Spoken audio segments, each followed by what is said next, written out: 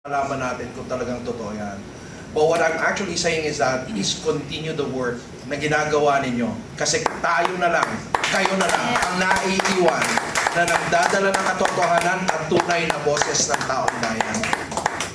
Nakikinig po ako kay Secretary Alcusi. Alam mo, naiiyak ako.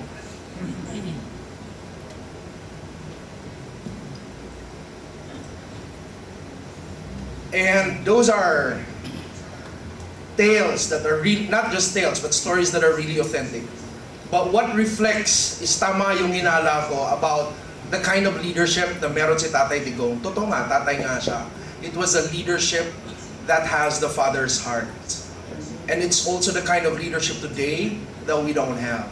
That's why the whole nation is acting like an orphan, groping in the dark, trying to survive. And, you know, kung tatay ka kasi, dadating ka sa punto gaya ng sinabi kanina ni Secretary, I'm just reflecting on that. Dadating sa punto yung tatay, kasi tatay din ako yan, na gusto mo, yung anak mo, will be able to stand on their own 2 feet pagdating ng panahon. That's why ayaw mong ikaw lang lagi, yung nasa gitna. I-perpetuate yung control mo lagi. You don't want to do that if you're a father, right? And that's exactly what we saw with the leadership of Tatay Digong. Pero sana naman, maintindihan natin, nasa panahon ngayon po, nananawagan ako sa lahat ng kababayan, huwag na po tayong sumigaw at manawagan na sana dumating si Tatay Digong para salbahin tayo.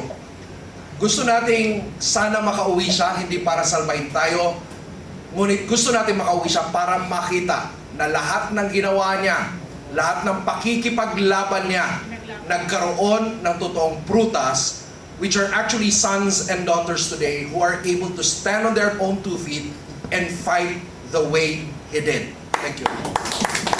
Very well said, Karab. Alam mo, nakakaiyak. Alam mo kung bakit? Hindi po balakid yung pagiging kaunti.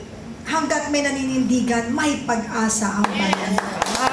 And moving forward po, of course, I'd like to take advantage of this opportunity to thank all of you, our beloved vloggers. Totoo po yung sinabi ni Karab. Saksi po siya. Siya po yung mga unang episode na kasama natin dito. Alam nyo, mga vloggers, gusto ko pong ipagmalaki kayo sa lahat na nanonood at talagang sumusuporta sa kapiyan sa PDP. Why? Hindi ka panipaniwala dahil ang mga tao ngayon, sabihin na natin, natuto na sa practice na bayaran. Pero pinagmamalaki ko, lahat na nandirito na vloggers, wala pong bayad dyan. Yes! Yes! Nakakaya nga eh, sila pa yung may pasalubong sa amin dito. Thank you. And of course, we would like to, of course, mag-greet kami ng happy birthday sa 3 vloggers na nagsa-celebrate ng birthday ngayon. Happy birthday po, Kuya! Mamaya po may pa-lunch po dito. Wala po maalis. First time ha, kasi matipid lang po ang PDP. Wala pa po kami natatanggap ng maleta. Walang maleta! Walang maleta! Deliver sila ng maleta, we will not accept that. Yes, yes! Walang maleta! Alam mo, hindi ba siya ng kwarta? Yes, yes! Para tayo ay magkaroon ng tunay na pagbabago dahil ang kwarta na uubos pag nabuking ka pa, bulilyaso ka, tapos ka. Sira reputasyon. Dahil kung ikaw ay kaya ang kahihiyan, isipin mo anak mo at mga mahal mo sa buhay kung kaya yung ginagawa mo. Diba? Yes, tama! Kaya sa lahat ng mga tao na nag-i-stock lang po sa kapiyan sa PDP, nag-i-stock lang doon sa mga content ng mga vloggers, hoy, gising! Gising! Sa lahat na naninindigan, mabuhay po kayo! Mabuhay po ang PDP! Mabuhay ang Pilipinas! Mabuhay ang mga hindi tumatanggap pero nananatiling naglalaban sa katotohanan na naninindigan! Yes! Kasama! Nabubuhay po ako!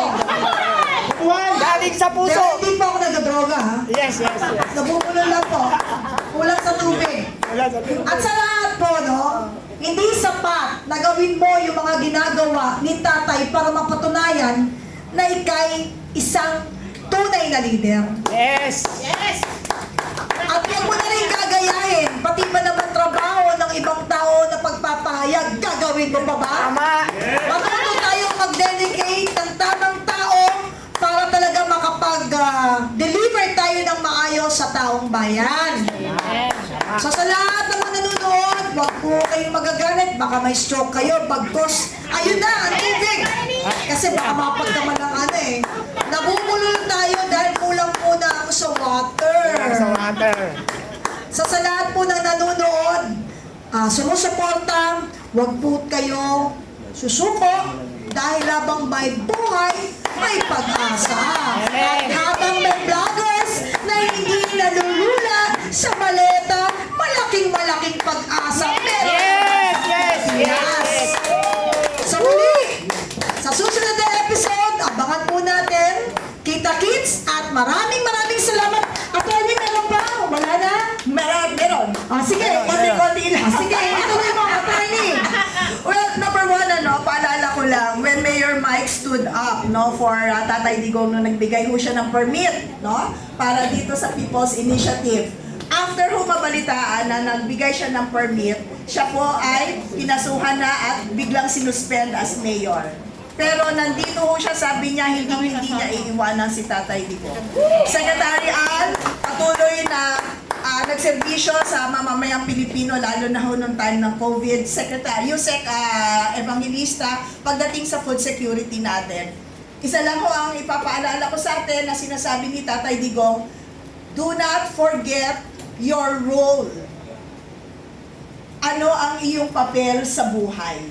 Ano man ito, gampanan natin. Ginawa na niya ang kanyang papel bilang dating presidente, bilang ama ng Pilipinas. Tayong mga anak niya, ano na ngayon ang ating magiging hakbang sa mga susunod na panahon. Sa akin po, kino-confirm ko po yung sinabi ni Carab, yung de-Dutertification came from A. Jakarta, commentator po. Pero sana po, huwag natin papayagan, Filipino writer na nasa Jakarta. Pero ang punto ho, yung sinasabing de-Dutertification ay huwag nating tatanggalin dahil ito po ay nasa ating puso. Hindi lang sa kaalaman pero sa puso dahil isinapuso natin ang pagiging isang Duterte follower sa paniniwala ng mga Duterte principles, Kaya sa atin po, huwag po natin ikahiya, ano man ang itawag nila sa atin, bagkos isapuso natin yung mga aral na iniwan sa atin ni Tatay. Very well said, attorney. Para lang po yung eleksyon. Maraming mga tarpaulin, maraming mga kung ano-anong proyektos na ginagamit. Pero tandaan ninyo, yung mga magagandang nakaukit sa puso ng mga Pilipino, hindi yan kayang baklasin, hindi yan pwedeng galawitin. Kaya pagpatuloy natin ang tama, manindigan sa tama, para sa bayan, at of course, para sa Diyos. Mabuhay ang Pilipinas! Maraming salamat po. Mabuhay si Tatay Digong!